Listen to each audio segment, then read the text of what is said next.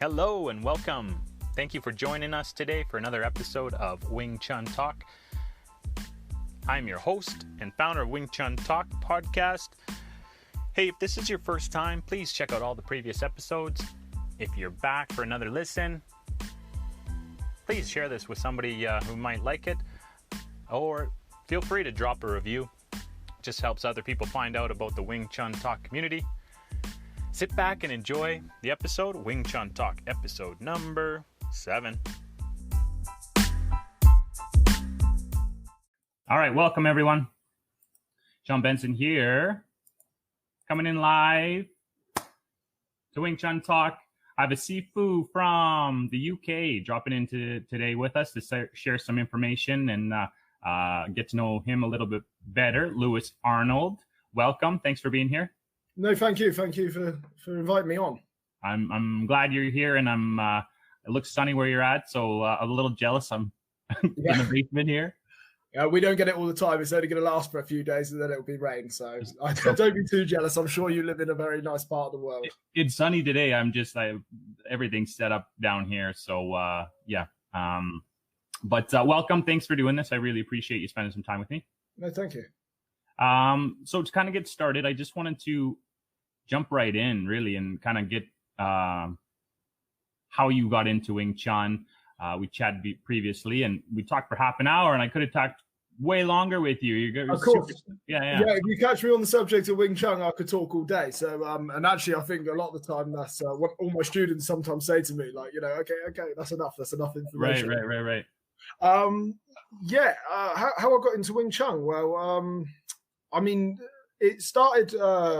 When I was a young, a teenager, a family friend of mine, he used to teach Wing Chun, and because of that, I sort of was drawn towards it. But he didn't teach children, so I was probably only 13 at the time, and I think his rule was he wouldn't teach you like anyone under 16. So he said, "Come back to me in a few years," and of course, life gets in the way. You start, you got friends and stuff like that, and you're sort of interested in going out and meeting girls and stuff like that. So I think I didn't go back to him until I was about 18. And by that point, he had actually took over to just teaching special forces. Oh, wow. So he didn't want any civilians. He was only teaching the British special forces at the time. So that kind of left me in a hole. I'd done boxing and other bits going through my childhood and stuff like that. But I was kind of looking for that. Never really found it. Couldn't find anyone around locally. And then I think at some point I was working my job, and I think I just sort of realized there was a certain stress level to what I was doing, and I wanted a bit of a vent. And so I typed into Google one day and realized that one of his students was then teaching. So I got into it like that, and I stayed with him for quite a few years, and that was under they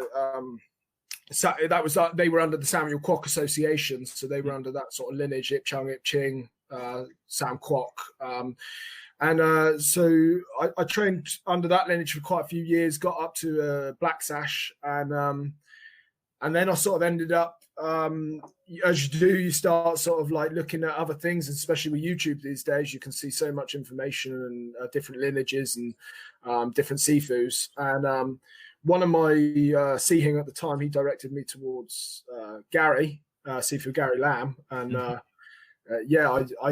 I borrowed his DVD that he lent me, and I think I watched it. I think I didn't give it back to him for 6 months. I just kept watching it over and over and over again. And and yeah, in the end, I sort of went down that route. And so that's how I ended up getting into Wing Chun. The lineage change was due to other sort of reasons. That was mainly to do with the information that Sifu Gary was giving. And he really did sort of like make it logical. So that was predominantly the thing for me was when he explained something to you, you just think, oh, of course, yeah, that makes sense. So it makes it understandable and logical, rather than there being sort of too much mysticalness about stuff. Sifu Gary's not like that. He's very much, it has to work on the bare bones. And if it doesn't, then, we got to strip it back and find out why. And I like that approach. He has a fighter's approach to Wing Chun because, that's kind of like, so that's what drew me towards that lineage in the end, was that someone that's done it and someone that's used it. So, but Wing Chun for me was mainly an escape rather than, rather than anything else. It was kind of like just one of those things. I enjoyed the art form. I realized that to be a boxer, you had to be in great physical shape, and a lot of your sort of skill or how good you are depends on your physique and how much you train. And I knew that I couldn't commit to sort of doing a 6-mile run every single day and keeping that kind of thing. So I enjoy boxing, but Wing Chun was my passion because there's more art to it, in my opinion. So for me, that's what drew me towards that. And but people started for different reasons. Some people was for self-defense. Other people, they just want to socialize and meet people. So, and I like that you get a real broad spectrum of people who sort of join it, and for different reasons. And that's one of the main things I ask my students all the time when they first start. So, what do you want to get from it? What are you looking to gain? And it's interesting because predominantly most people go, self-defense, but you strip that back after a while and say, well, you now know how to defend yourself. Why are you still learning it? Why are you still pushing yourself? And then they sort of say, oh, well, okay, yeah, I like the art form, or I want to perfect this, or I want to. So, people like that sort of thing. And I enjoy it. Nice. So do you keep asking kind of as they level up? Like, I mean, what keeps you? Yeah, it's one of my go-to questions. And I ask the class, even guys that have been doing it longer than me. I mean, actually, a lot of my old Sihing come across when I come back from Sifu Gary's the first time. Obviously, one of them I used to go jogging with on a regular basis, and he sort of phoned me up a couple of days after I got back and said, "Oh, you want to go out on a jog?" I said, "Yeah, no worries." I was a little bit overweight being in America and eating these huge portions. In the UK, we don't get that. I thought you'd be super fit after going like full-time training there. Yeah, but the thing is, it's the last couple of days in America, and I ever since I turned 30 a few years back, I look at a burger now and I seem to put on weight. So it's like it's one of those things, and so I mean, it is one of those questions. But yeah, he met up with me, and we he obviously wanted to touch hands, and that was sort of like what he wanted to do. So we done that, and he was amazed with what I had learned, and so then that was it. He sort of like one phones the other one, and then I get a couple of phone calls saying, "Oh, do you want to meet up?" So in the end, I ended up sort of meeting up with all the Sihing and training with them, and they just wanted to learn something new, so they come across with me, and now they're my students, and I've got quite a few of my old Sihing from my old club are now my students, so they've been doing it longer than me. But that's the thing with what we learn with Sifu Gary and the Gary Lam system, is he has a system, and the system is very, very good. So it's important for me to ask the students at different stages, what are you doing it for? Because, you want to be able to help a student to get out of something what he wants to get out. So if he or she wants to get something out of it, what are they wanting to get out of it? If they just want to get socialization, then that's fine, and we accommodate that. But if they really want to get the high level skill, then we work them a little bit more, and I push them a little bit further. And we it's not sometimes what they're doing, we just push that a little bit further. Oh, it's not good enough. It's not good enough, and make them really go to work on site. So, I mean, this is something that Gary done to me. You'd be on the dummy, and he'd just watch it, and he's like, keep going. And you'd sort of spend the whole day just working the dummy, and we're working over there. Training starts at, we start about 9 a.m., finish about 2 o'clock in the afternoon, and then you come, or sometimes later, sometimes a little bit earlier, and then you'd come back to it about 5 p.m. and you train till 9 p.m. So, and he'd just keep you on the dummy the whole time. You know, it's like, and by the end of that day or couple of days like that, you look at the dummy and think, I don't want to touch that thing again for the next 3-4 months. You just yeah. But that's the only way to get skill, you know, is to really work on something non-stop until you crack it. So right. But yeah, so in terms of students, I mean, it's a fine line. You have to know which ones you can push and which ones you can't push. Some just don't like it, and then they leave if you push too hard, and others really want that. So totally. Like, I mean, but do you think you kind of hurt feelings, or is it just they have other like reasons for being there and they just don't, or they don't want to be corrected? Like, I mean, some people don't. Some people hate being corrected. Some people hate. I mean, to be honest with you, I like it. For me, it's one of those things, and that's why I go back to LA a lot, because while I'm being corrected, I know that I've still got stuff I'm working on. So this is why with the titles of Sifu and stuff like that, I'm still a student first and foremost. You know, so for me, I'm still training, and I always will be. You know, that's the thing for me. There's now a finish line. So. Right. You know, and I think if people can keep that idea, you can always make something better. So even if you know, most people, they're like, oh yeah, I know the dummy form. Just go work on it, keep working on it, because you might know it, but do you really, you know, can you say 100% that everything's perfect? And if you can't, then you've still got something you can improve on. And if you can say 100% perfect, I don't believe you, you know, because totally. it's not true. And to me, that's what, you know, it's like anything. You know, I think when I spoke to you before, I sort of told you the comparisons we like to sort of make, and it's to do like even when you look at a tradesman, you know, you can have a tradesman that knows how to do something and he's all right at it. Then you can get a guy that's you know, that's amazing at something. So you know, this is what we're sort of, you know, you want that higher, like, you know. I don't want to use the term mastery because I think it's very, you know, but that's the goal. The goal is mastery. Whether it's achievable or not is something totally different, but that is the goal, is to, so, but not all students want that. So that's what I mean. We have to work out who wants that and who doesn't want that. Right. Oh yeah. And, you know, that's what we're looking for. In the Gary Lam lineage, we talk about upgrade a lot. So we always talk about upgrading. And the goal every time is to upgrade your skill. Okay, gotcha.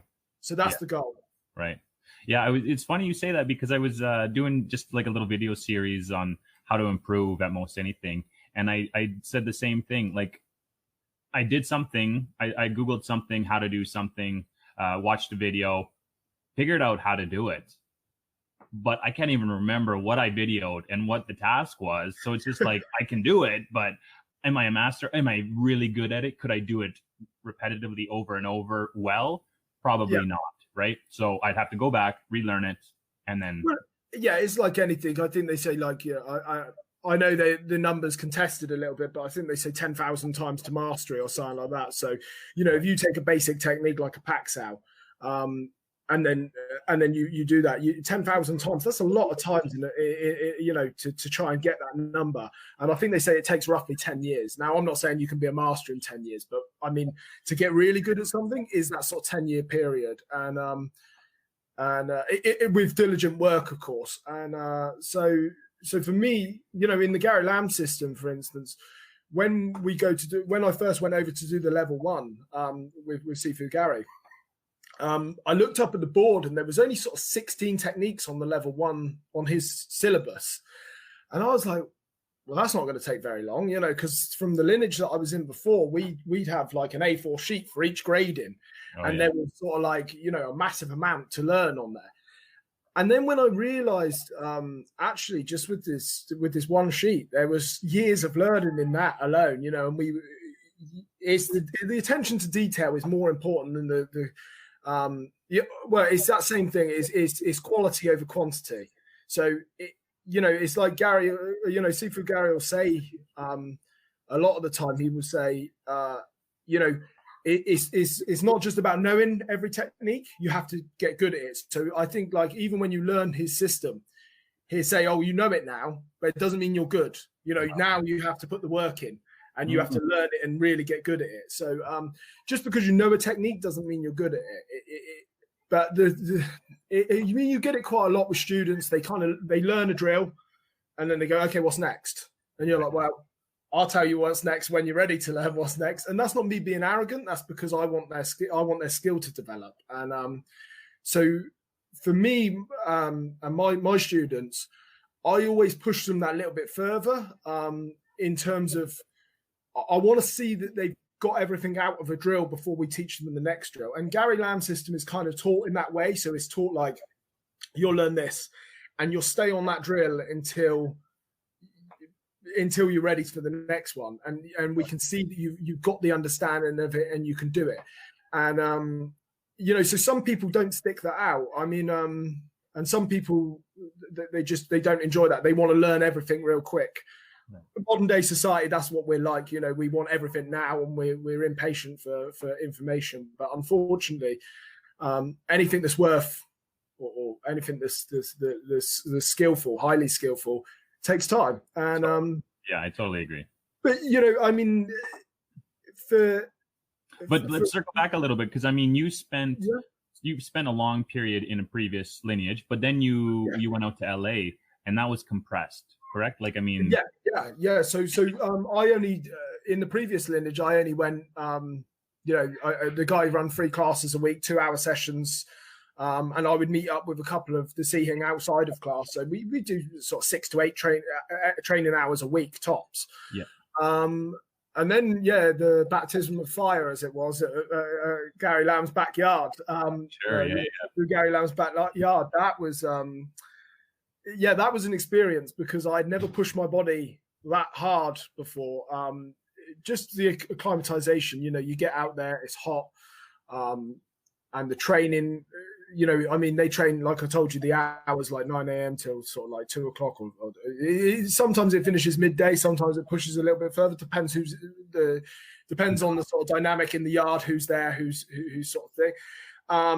So we push hard and train hard, and then you train in the evening, of course. And you're really just living and breathing Wing Chun, and that is that's a brilliant experience.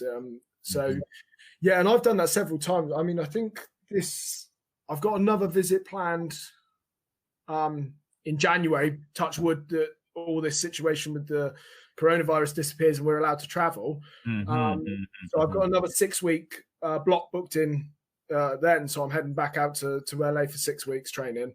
Nice. Is that typically the time frame that you go for, is 6 weeks, or what's well, yeah, I mean, some guys actually, it's amazing, because the first time I went out there, and it's a real mix of guys that turn up, and and ladies as well. But the guys that were staying in the backyard, because we stay sometimes we stay at Gary's house. So I was living with Gary for the first time. I think I went out there for 5 weeks. And that was a push, because I'd never been at home.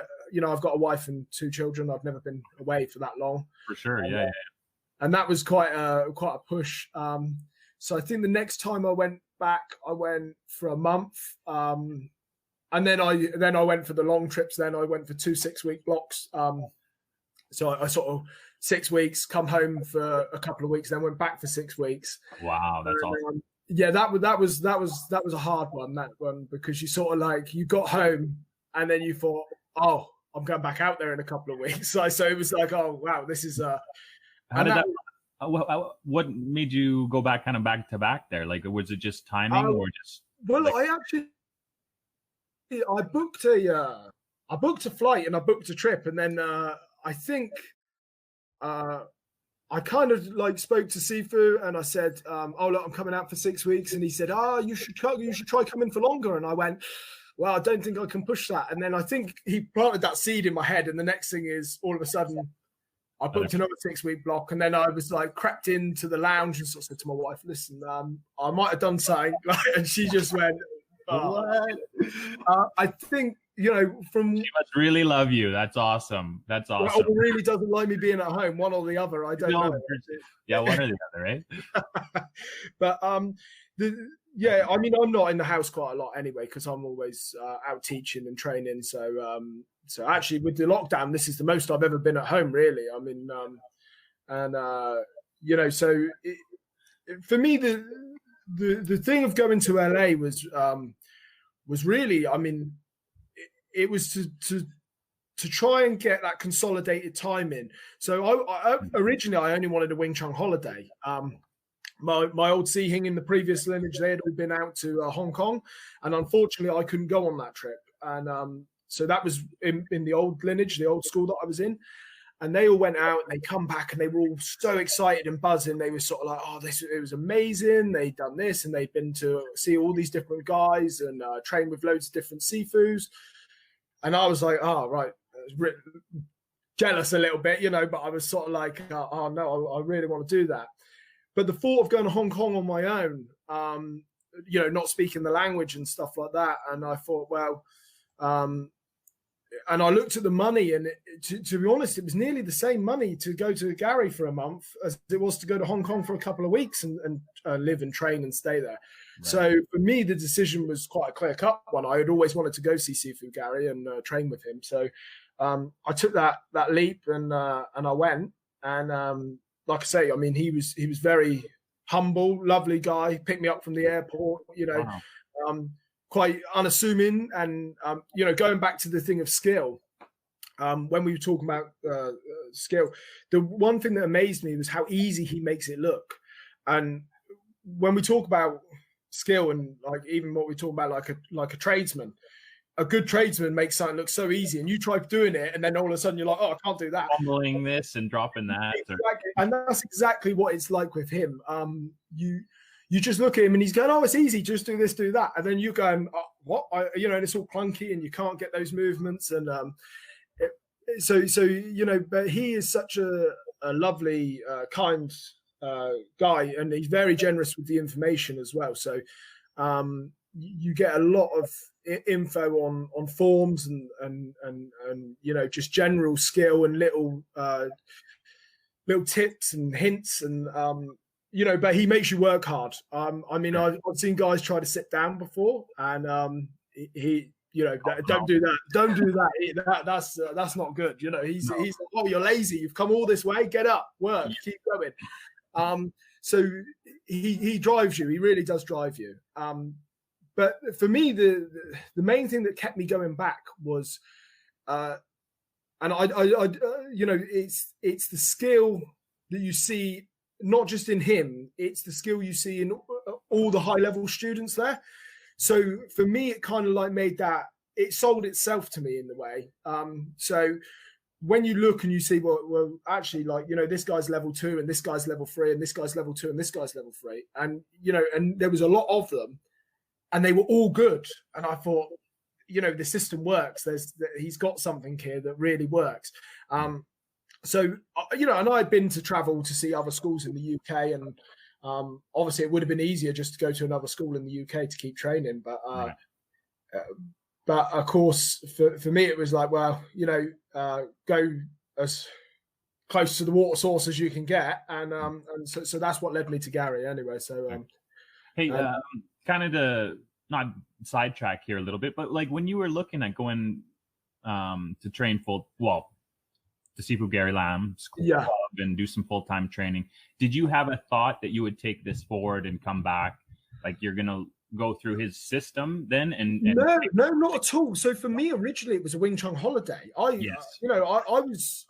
think for my previous teacher, I had my previous Sifu, I had helped teach his classes for him because I was one of the senior students. And so when he went away on holiday or if he had anything important to do, I would take the classes and I would teach. So sometimes he'd leave me for a couple of weeks and I'd be teaching all his classes.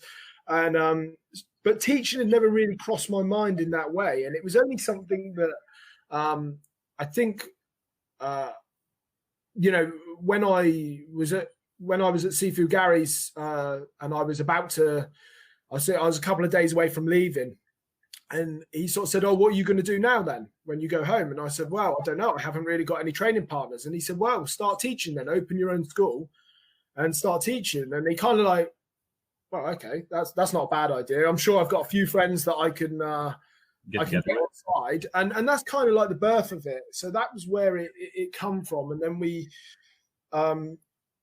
I ended up going back. So I think I'd done my level 1 in my first trip, and then I spent just a year solidly just working on that with a couple of guys, and I was teaching at the same time, but I was spending a lot of time with I'm very lucky, my brother does Wing Chun as well, and so he's one of those annoying people that picks things up very quickly. Oh yes, yeah, I know so some of those people. I'd show him a technique and he'd be like instantly able to do it, and I'm going, hold on, wait a second. That took me like a month to learn that. So he's a very good training partner. So we spend a lot of time training and going through different sort of drills. So we spent that year doing that, and then I went back and done my level 2, and now I'm into my level 3 and starting looking at the level 4 syllabus as well. So so I kind of like hook, line, and sinker straight into it, really. Nice. But yeah, there was never an intention to teach. No, it just kind of fell into. Okay. And you know, the thing is, like a lot of stuff, Gary will say you never really learn. And actually, I'll say my other teacher said this as well. You don't learn until you teach. Really, you don't really start learning until you teach, because having to teach makes you reiterate in your own mind. You're sort of like, you know, and they might ask a question that you've not even thought of. So it makes your knowledge and your understanding go deeper, because I'm sure you've had the same thing when your Sifu would have said to you, "Oh, can you show him this drill?" And he'd ask you a question and you go, "Wait, I don't know. I never thought of that." And then you'd have to go back to the Sifu and ask. So it makes you really understand the drill or the technique that you're talking about. And so teaching is, sorry, that light is, it makes you really understand. So I'm glad it pushed me down that road, because it's totally changed my perspective on Wing Chun, and having to adapt it for different body types as well. So it really makes you think about stuff, because, you know, you get a small framed lady or a small framed guy, and you know, if you put them up against someone who's big, a lot of the time, you know, techniques just won't work for those people, and so you have to look at it and think, well, why is it not working, and adapt it for them, and maybe they need a little bit of something put in there. So that's an important part to learn yourself, because it helps you identify what could be wrong with you against someone else or something like that. So you know, for me, if you don't learn to teach, or if you don't teach or share the knowledge, you won't learn it. You know, you won't really learn it. So you have to. I think everyone has to do that. They have to be given with the knowledge and answer questions for people. And if you don't know, you have to admit that to yourself and think, well, I don't know that. And a couple of times I'll get a student who asks me a question, and I'm like thinking, I don't really know the answer to that. And I ended up, you know, I'll email Gary and I'll record a little video and I'll send it to him saying, you know, he's asked me this and I don't really understand. So for me, it's just about knowledge, you know, just gaining more and more knowledge, and trying to apply that into what I'm teaching and what I'm doing. Wow. So it's important. But anyone that, you know, pretends to be all knowing is not, you know, it's not troublesome there, isn't it? Yeah, someone. But I mean, it seems like, it seems like you got a good Sifu in Sifu, you know, Gary Lam there. Like, he seems to be open and. Well, yeah, because like that's all you need really, is someone's willing to show you the right way and to point you in the right direction. So, is that how you run your club? I mean, you're under his banner, I guess, right? Like you're an affiliate, or how do you? So when you reach a level 3, you're allowed to open your own school with his permission, but we don't pay any affiliation fees or nothing like that. You know, we don't. There's nothing like that. We just, you know, as long as you're teaching his syllabus. Or his system, and you can add to the system as well. So, you know, some of the guys, they've added their own sort of stuff in, experience and bits that they've added in over the years. For me, I teach mine exactly the same way as it's taught to me. So I don't alter anything, because for me, I just think, like, if it's not broke, don't fix it, kind of thing. So I just want to teach it exactly the same way. And maybe in a few years or so, I may end up adding a few bits in. But for me, I haven't seen anything that's missing. So I don't see the need to do that. But yeah, apart from that, I think one of the requirements is that you go back on a regular basis and just make sure you're keeping your skill level up. Yeah, totally. I mean, totally makes sense. I do want to kind of touch on how you run. So, because like I've seen some of his YouTube videos, I've seen the backyard. I mean, you've been there, you've done it. But he has a whiteboard. I mean, like, do you implement theory into your? Yeah. Oh, massively. Yeah. Okay. The theory behind it, learning, and you can obviously buy Gary's DVDs. They're available, Crane's Production and stuff like that. So you can get them from there, and they actually, a lot of that's on there. So even the higher level stuff, it's. He talks about it and explains it, because knowledge is half of what you're doing. If you don't know what you're doing, it's very difficult to, you don't know why you're doing something, or you don't know how you're doing something. It's very difficult to make sure you're doing it right. So the knowledge is a massive part of it. So when we talk about skill is obviously the thing of being able to use it and do it. And that just comes through drilling. But to know, so we talk about, in Gary's system, he'd talk about 3 center lines. And, some people, 1 center line, and I think in the practical Wing Chun, those guys have 5 center lines they talk about. Okay. So, Gary's theory is very, very straightforward, and it's very logical. So, that's a main part of our sort of teaching, is to use the theory based side of stuff as well, to explain to the students what they should be doing and why they're doing it. Without going into too much detail, Gary will talk about using angles and positioning, and we actually look at the angles. We draw them out and we show people that first movement, step this angle, the second movement here, third angle here, and it's really just a basis for them to understand a bit of fighting strategy. And this is something that's in the Gary Lam system, is fighting strategy, fighting philosophy. So he talk a lot about the distance between you and the opponent, which I feel is lacking in a lot of lineages. They go straight to chi sao, and they don't really know how to bridge that gap between the two. They never work on that. And so what happens is you see these videos where you get a Wing Chun guy against the boxer, and because he's never really worked on bridging that gap, he's stuck out at that distance, and he's at the boxer's mercy because the boxer works that distance, kickboxer works that distance. So the theory side of things is a very, very important part of it, is learning, what dangers are present at what time. So with a kickboxer or a taekwondo guy, I don't want to be at kicking range, because he's happy at that range and I'm not.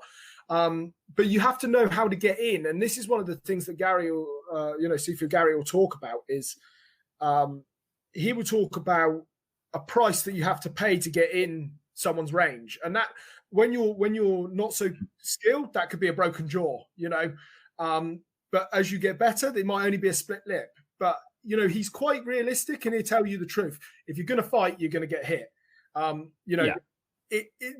That's why I don't like all this mystical sort of side of stuff you get sometimes, where they pretend that you get some lineages out there where they pretend that they're gonna be able to penetrate opponents' defenses, and they're not going to get a mark on them. It doesn't. That only works if you're fighting someone that has no fighting skill at all. If you're fighting someone that is a fighter as well, you're going to get hit. So it's like Mike Tyson and Evander Holyfield. They're both, they were both 2 of the top boxers. They still took punches. So right. You've got to be a realist about what is going to happen. So that's a lot to do with what we study. Obviously, just to do with fighting philosophy and strategy and skill in terms of in terms of actual the properties of fighting. Okay. So what someone's energy is, how they're driving forwards. So I see a lot of stuff where you see a demonstration and the guy just steps forwards with a punch and it's left out and it's just a basic one. It's hanging there. Let me play with that punch. Yeah, and you see the guy and he do 20 strikes and you're like, well, what about the other hand? Right. And the answer for a lot of guys is always the same thing. It will be, oh yeah, but this happens so fast. And you just look and think, so is his other punch. That's going to happen the instant. It's going to be a bang.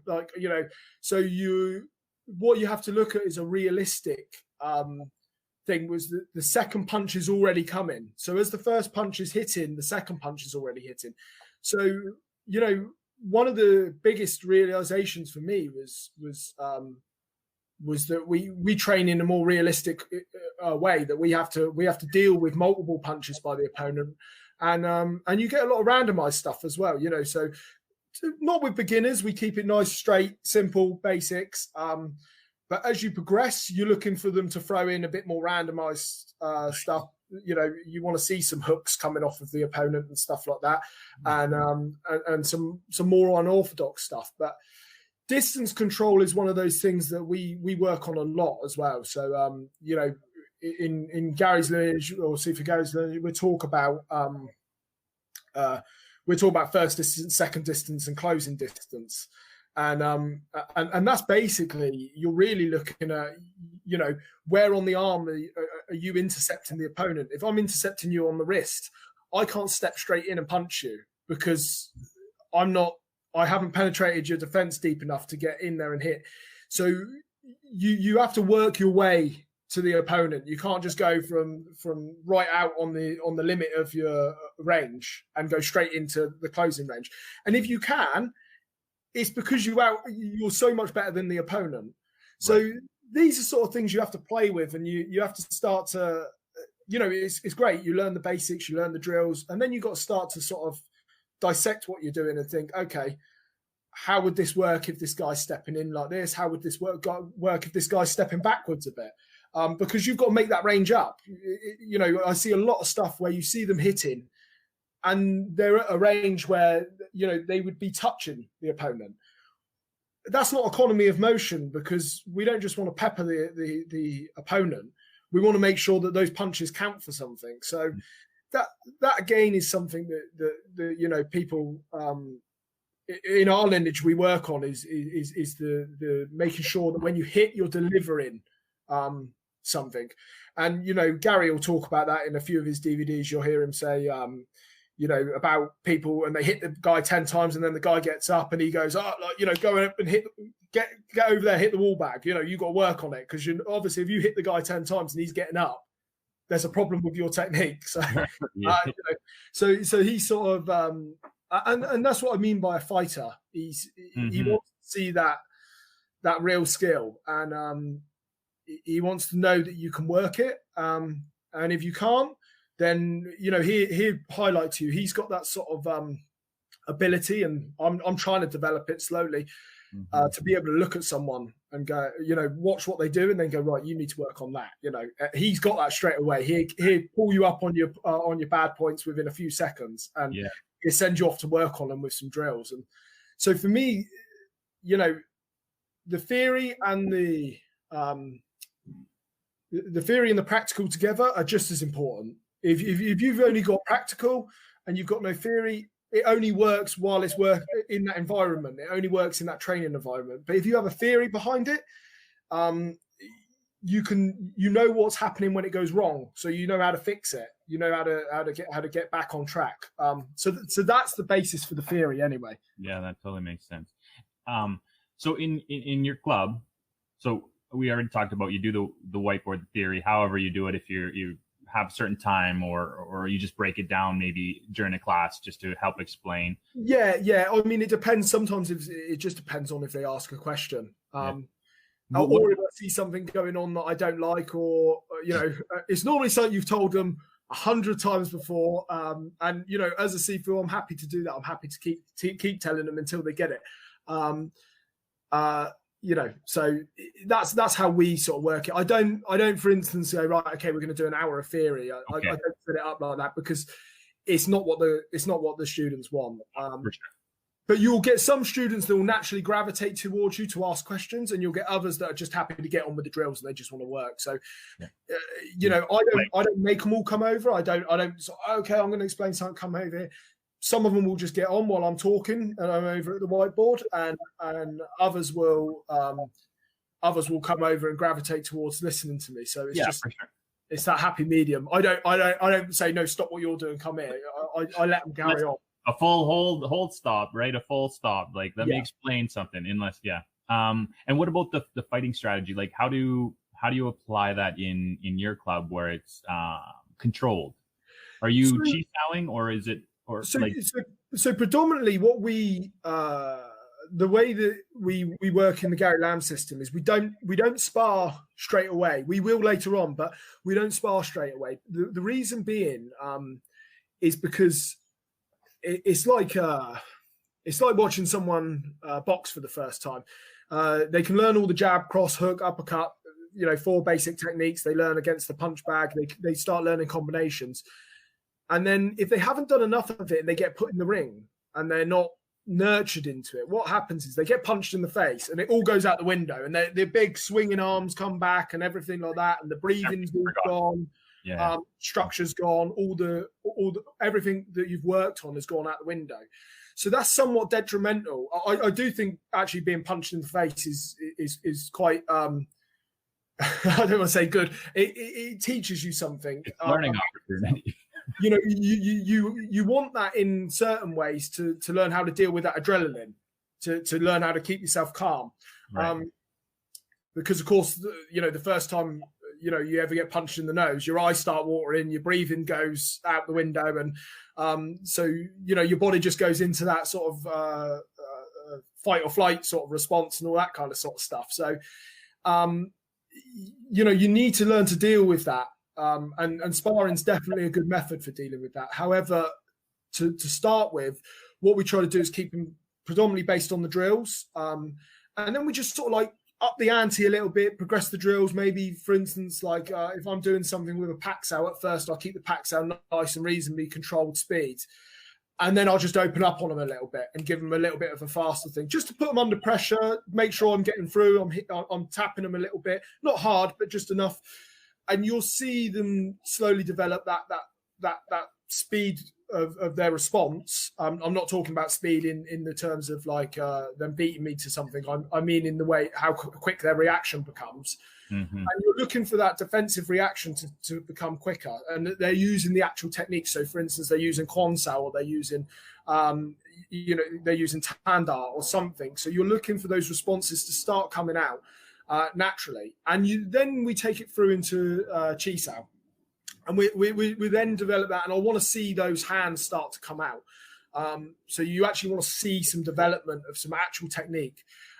Some stuff I watch, and they go a bit too fast, and then it just looks like really poor boxing, because they're not doing boxing and they're not doing Wing Chun. They're kind of like just trying to do an amalgamation of both. Mm-hmm. So for us, we don't want to see that. What we want to see is we want to see those hands come out. So I'd rather you went slower in a free Chi Sao, and actually we're helping each other more, and developed and seeing like I say, Quan Sao, Tan, Dar, Gan. Double hand, right? Like and see the cooperation between the hands. So one hand's doing one thing, one hand's doing the other. You want to see those things. I want to see the structure develop. And as that does, then naturally you'll get a progression. So for instance, like if me and you were training together, as we keep going, you're going to push me that little bit further and that little bit further and that little bit further. And I'm going to do the same for you. So you'll get two guys that have been training together for years, and they'll just be going all out on each other in the end. And it ends up going from Chi Sao. And then we sort of go, sometimes we put the head guards on and we put the gloves on, and I'll let them open up on each other a little bit. But I'll try, whenever I start to see it going sloppy, okay, I'll end it and say, look, stop, cool off 2 seconds, go back to it. But try and use those techniques. Make sure you're using the techniques, because otherwise you're just counterproductive to what you're doing, and then obviously as they get into higher levels, a lot of my students aren't really there at the moment. We're still working on the stuff, but in the Gary Lam system, we introduced kicking in the level 2. Okay. So the reason being is very logical, actually, because I was a bit perplexed by it. I went over there. I said, "Oh, we don't do kicking then." He said, "No, it's not until level 2." And I thought, "Oh, that's a bit strange." And he said, "Well, the thing is," he said, "if you're not stable on 2 legs, why would you take a leg off the floor?" And straight away I thought, "Okay, that makes perfect sense." Like, what if you're not fully structured and balanced on both legs, you take a leg off the floor, you've just taken 50% of your balance away straight away. You've just taken 50% of your stability away. So it was just logical straight away the moment he said it. And then when I come back, I had the same question off of my students. They were like, "Oh, do we not do kicking?" I was like, "Yeah, you do, but not until level 2." And you see the disappointment in their faces, but actually, as they've, I've got a few students that are at the end of level 1 now, and they are they're on that they fully understand that reasoning now. They're sort of like, "Oh yeah, I totally understand," and their structures developed now is strong, so they're sort of getting to that stage where they could be introduced towards kicking soon. And so for us, that's the way the system's set. And that, Gary's logic is Sifu Lam's logic is very, very good, and you just look and think, how long did he spend figuring this system out and setting it out in this order? Because it's ordered as well. It gives you the right thing at the right time. Wow. And I can't speak highly enough of the system, because it's enabled me to develop the skill that I have developed. And by all means, I'm nowhere. I'm not there yet.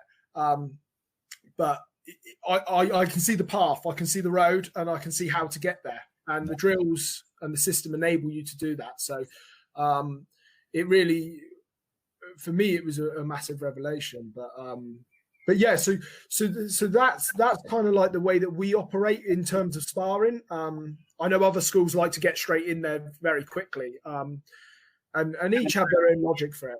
And then others don't do it at all. Like, the club I'm at, we don't spar, we don't gloves. Like there's nothing wrong with that. There's nothing wrong with that. At the end of the day, as long as you're doing the chi sao, you're developing that reflex. So, like I say, over in Gary's, we very rarely, you don't really see much sparring going on. A lot of it is concentrating on the chi sao. So, I shouldn't say that. I think years ago, the club had it part of the curriculum, but I think it's kind of been slowly phased out, whether it's liability, I'm not exactly sure, or just the type of club that, is run right now. So, yeah. Like anything, a lot of the time it has to do with the Sifu's current sort of abilities as well. In the previous lineage I was in, when I first started, we'd done a lot of kicking. And then the teacher, he broke his ankle. And ever since that, afterwards, the kicking slowly got phased out because he wasn't able to do it as much. So his focus wasn't, he didn't do it on purpose, but it just wasn't focused on that. He focused more on the hand technique then. Because, he wasn't going to do that. And I think that's just natural. So sometimes that happens for that reason. Totally. Injury. It makes total sense. So, another one or two questions. I don't want to keep you. I can talk to you all day, but no, I'm not bothered. Don't worry. You get me on Wing Chun. I said I could keep talking all day. So, levels, like, I haven't dug deep. I think I mentioned to you previously, I was actually looking at training there years ago, kind of doing full-time training, because there's a couple places, Hong Kong, LA. Wasn't totally sure at the time to commit to it, and could I make it work, and reached out. I think that's how close I got. I think I was mentioning to you, but I didn't really dig into the system. When we've talked about it quite a bit. Do you want to just kind of do a quick overview, because you're talking about levels, and like, would that be similar to, like, belt levels? Like, but Well, no. So in the previous lineage I was in, we had a sash system. So like a belt system. So you'd have a red, green, brown, and black, and then there was obviously like degrees. You get little ribbons for each of which meant like red 1, red 2, red 3. In Gary's system, we don't have that. There's no formal gradings as such. So you don't, it's not like here stand you in front of the class and you have to perform. And the reason being is that because it's only a snapshot. A grading is only a snapshot. And Gary, Sifu Gary, he doesn't do that. What he'll do is he'll watch you and he'll judge you. And like I say, he moves you on when he feels you're ready to move on to the next technique. So the way it works in that sort of thing is if he feels like you're not ready, you won't get the certification. So you'll only be given the certification when he's ready, when he feels like you've got that point. And, the guys over there, for instance, like in the level 1, they spend, I think it's about 2 years to do the level 1. You can do it quicker. Some guys will do it quicker, but it's about 2 years. Now, the level 1, you could say at that point you would have done loads of empty hand drills, loads of hand drills. You would have also done the wooden dummy, Sealam Tao, Chum Cube, UG. So that encompasses the level 1. So it is a very, very deep system. Most people will take longer than that. 2 years, I think, is probably the shortest amount of time that you could do it in. You can do it more condensed if you go as an intensive student, because then you're in the backyard environment and the school. But that's the level 1. Level 2 is that's more. So at that level, we start looking at. Gary's got a better analogy at this. Is sort of say, level 1 is sort of like learning to sort of drive the car, and then they say level 2 is like learning how to fix the car when it goes wrong, and then level 3 is like learning how to race the car. So it's you're no longer, you don't necessarily need to be a safe driver anymore. You're a bit like it's like when you first pass your driving test, you're a little bit robotic and a little bit rigid. Sure. And that's kind of like what the level 1 is. You've got the drills, you understand it all, but you're still in that sort of basic stage. Level 2 is where we start talking about feeling and control. So we're looking for that the body's natural reflex to start sort of happening a bit more. So you're looking for more of that touch sensitivity, that reflex, the body to coordinate and cooperate with itself. And in the level 2, that's where you learn the so the long pole, the dragon pole is taught at that point. So that's that. And then the level 3 is the coach certification. So that's the coach level. So that's Sifu level. And that's more, it's very heavily based on the fighting philosophy, strategy, coaching techniques. But there's some high level skill drills that we talk about. And there's quite a lot of skills. We talk about high level. We talk about the little bits that sort of, from his experience, from his fighting experience, that he passes on to you. And we also we learn the Bar Cham Do at that stage as well. So Gary's system's quite not unique, because there's quite a lot of lineages that do the similar sort of thing. But we learn to fight knife to knife. So we learn the forms, and then we actually learn how to fight each other with the knives and against the poles as well. When we do pole to pole, I think that was something that was like, wow, this is different, because the guy's actually coming at you with a pole and he's going to hit you. Yeah, no doubt. And it's kind of like a fight or flight. I've got to do that. I've got to stop it. And it really does make you focus. And you have to sort of again, it's another thing. It's getting rid of fear. You're losing that sort of idea. So it makes you actually a little bit more. You're a bit more dominant of the situation. You become a little bit more. I don't want to say aggressive, because I don't mean in terms like you're not.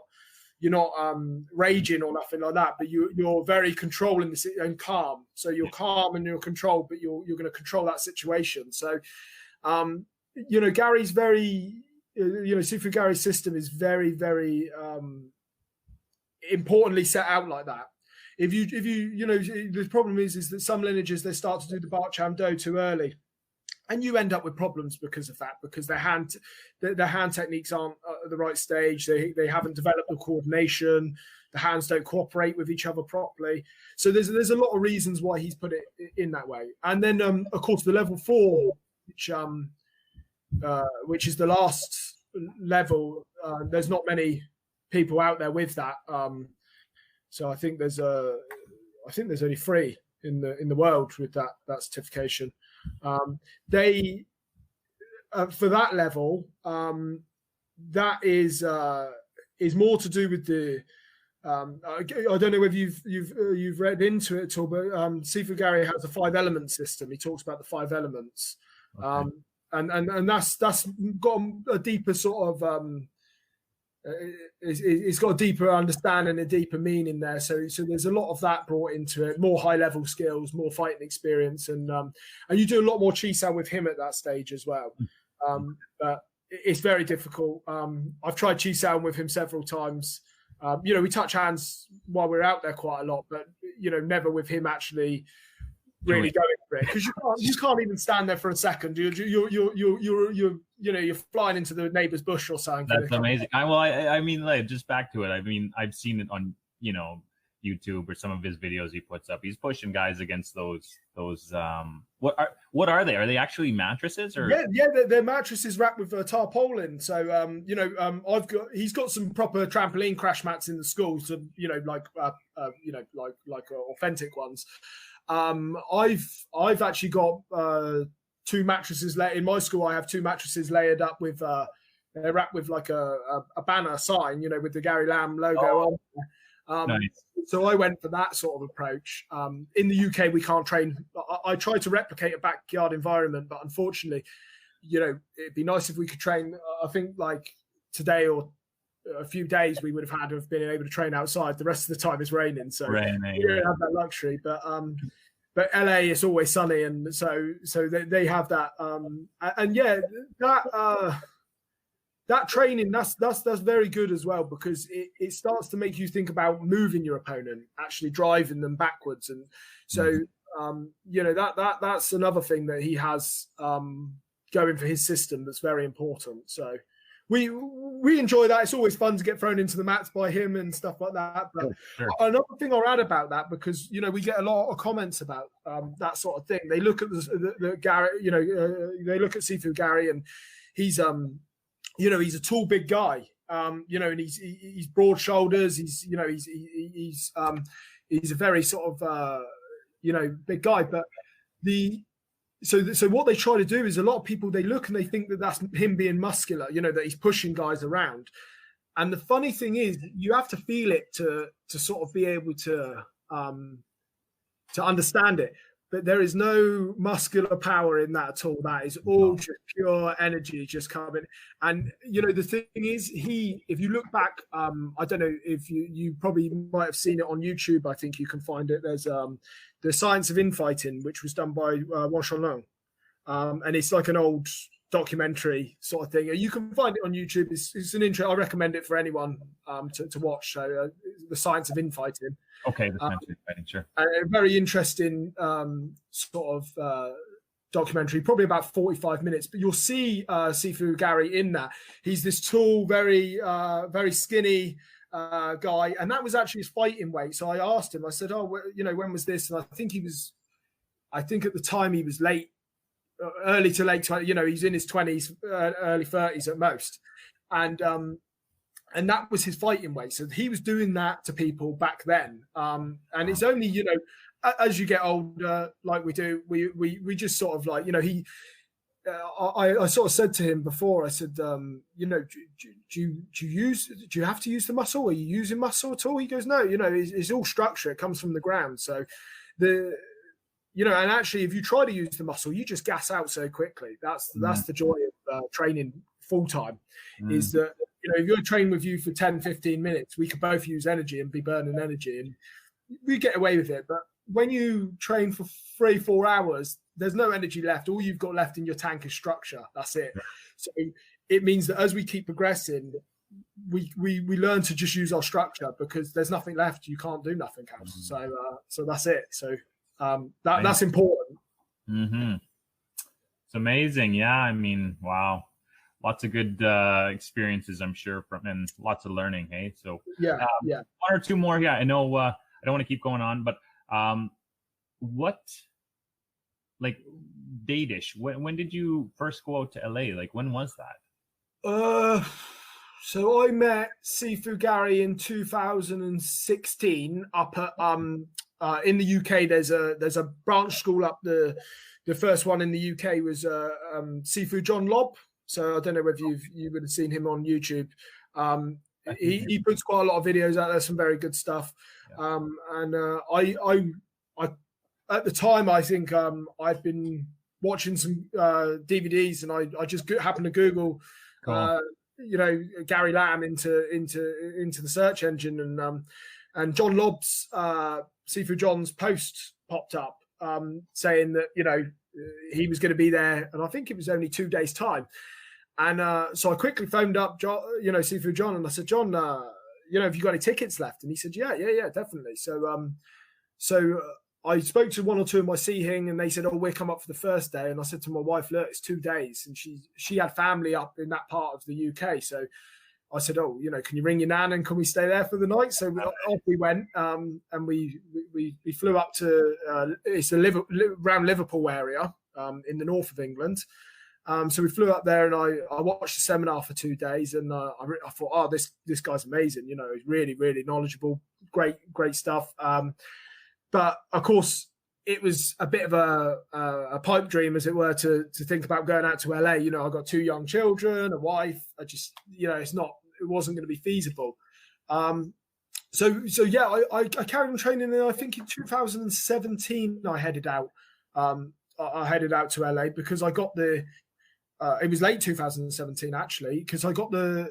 I think we had, if I remember rightly, I think we had a death in the family, and my wife kind of like knew I wanted to do it, and I think everyone just said to me, "Look, you got to go do it. Just do it."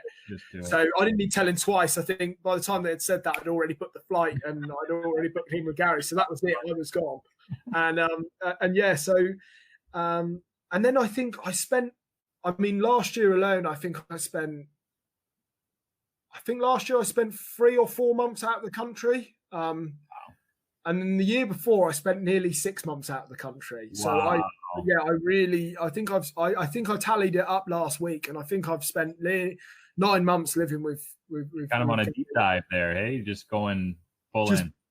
Yeah, and that's the thing. I mean, like I say, when you go out to LA, it's a lovely place. But everyone always says to me, "Oh, have you been here? Have you been there in LA?" And I'm like, "No, I've been to the backyard, and I've been to a couple of restaurants. I visited Venice Beach once, and I've been up to the Hollywood side, and that's it. That's my So I spent 8 months or something, or 9 months out in LA, and I think that's the biggest amount of stuff I've seen. And that's funny. But because the concentration when I'm out there is training. Of course. I mean, yeah. I'm not there for a holiday as such. I'm there just for me, it's work. And, of course. Yeah. And so I push myself as hard as I can while I'm there. Yeah. And because the thing is, I know otherwise I'll regret it when I come home. I'll get home and I think I should have worked a little bit harder. I should have pushed myself. So yeah, that was that. But yeah, so 2017, and I opened my school in 2018. I opened my school. Nice. So we've only been going 2 years now. We've only been going, but we've apart from the current situation, we've gone strength to strength. Yeah. And that's been amazing, to see something develop from. I mean, I think we started in a little hall, and then we didn't have enough students, so we ended up going back to.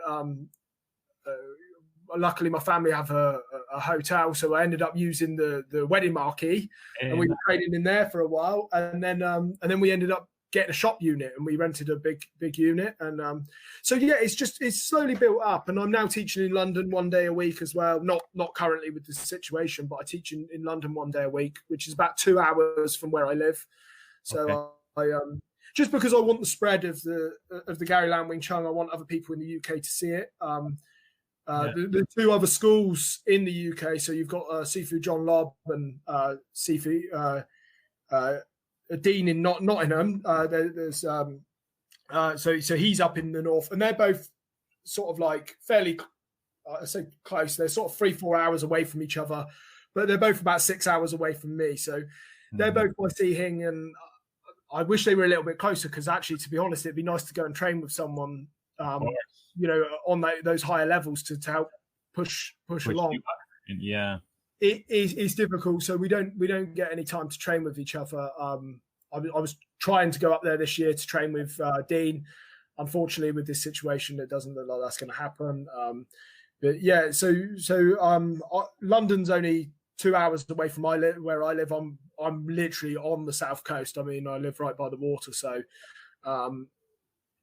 so for me, we're spaced out nicely enough that we don't sort of tread on each other's toes in any way, shape, or form. But so if people are in the south, how do they connect with you? Like, or in London, like what? Here's a question for you. Yeah, how do people connect with you, Lewis? So you mean how do people find me, or how do people? Yeah, for sure. Yeah, so I mean, people find me through Facebook. So Gary Lam Wing Chun Bournemouth, or I've got Gary Lam Wing Chun London as a page. I have the websites. My telephone number's available, WhatsApp and stuff like that. So if anyone's ever in these areas and they want to come and train, we're open. You're more than welcome to come along and just train. We're quite an open lineage. We're just there to sort of. Again, it's one of the nice things, about Sifu Lam is I've never, we're not there bad mouthing any other lineage. We're just there to sort of like show what we do, and if someone's got something that they can show us, and we're happy to be receptive as well to learn as well. So for me, I'm on that sort of learning thing where if you can show me something, then that's great. Exchange of information is always good. So. And that needs to happen more and more across the lineages. I think people are so happy doing this tit for tat thing, and my Sifu done this and my Sifu done this, and it doesn't really matter what happened. The history of Wing Chun's great, but we don't try to concentrate on that. We want to concentrate on what the development of Wing Chun is. How can we sort of like take this great thing and move it onwards, or so.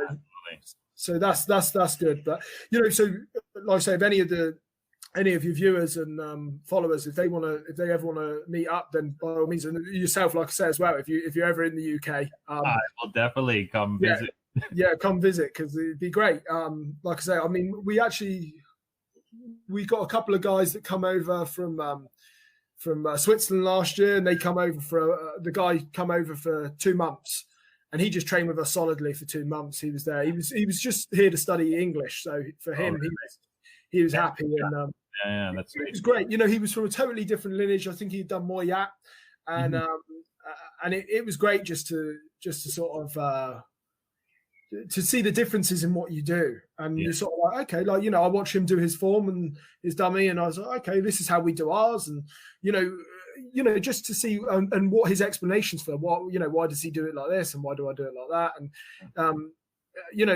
that's great, to be able to exchange information like that is totally. And it's strange as well, because you start talking to guys like we're talking now. We've not met before, and we're talking about something we have in common, so that's great as well. So it's amazing. It's an amazing thing. Yeah, and thanks so much for doing this. I totally appreciate it. I know you're open to Wing Chun, and I'm happy you're here chatting. One of my last questions is, what would a tip be, just kind of to give to either beginner, intermediate, or advanced? You can do one or like all of them, but I mean, just I know it's kind of a broad stroke question. So my biggest tip or advice is, I would say for most people is, you'll hear a lot of people will say, a technique doesn't work, or it's a bad technique, or that's no good. the thing is, what I would say to most people is it might not work at your current level or at your current understanding. So persevere with it. Try and get a deeper rate. It's like, don't rubbish something before you've really fully understood it. And if you feel like you do fully understand it, then that's fine. But for me, I haven't come across a bad technique in Wing Chun. I executed techniques badly myself, and I remember turning around to Sifu and saying, I don't like this technique. I can't get it to work. And then he'd do it and he'd go, oh, it's worked for me. It's fine. I can do it. You can't. And when he said that to me, I thought, yeah, you're right. He can do it. He's not the one with the problem. But I can't, I can't do it. So there was something I wasn't understanding about it, or I wasn't just getting it, or the the hands and the body just don't, sometimes they just do not, the mind, the hands, the body, it just doesn't cooperate with itself. So, a lot of it is, don't go for, that goes into the same tip really. Don't go for like a massive range of knowledge. Just really try to specialize in each area first. Like, the skill really is in the development of being able to discipline yourself, to focus to a job. So if you're working Tan, or you're working Kwansao, just keep working it. Don't go off and start doing 20 different techniques. We don't, in my school, the maximum I'll let them do in one night is 2 drills.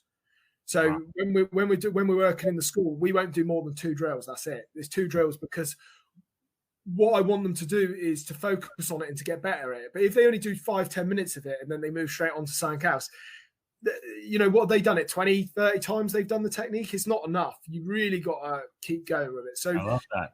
Love it.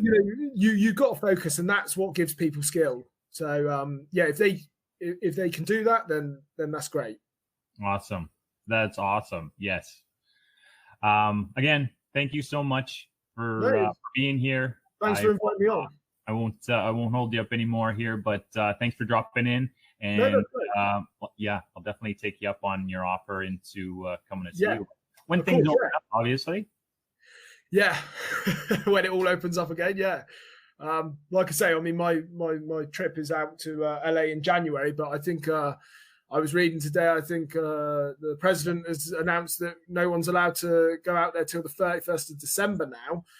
So so it looks like my trip is booked on the 3rd of January. So I'm a little bit like, oh, wow, this is a little bit close for comfort. But, hopefully everything opens back up and all the guys get to, and the girls get back to training. Because I know everyone is literally just, they're clawing at the door just to get back out. They just want to get back out and do it. And I know if all your followers are like my students, I get text messages nearly every day just saying, oh, have you heard anything? Is there any more going on? I was like, well, you're watching the news the same time as me. We just don't know when this is gonna things. But I hope everyone manages to get back to training soon.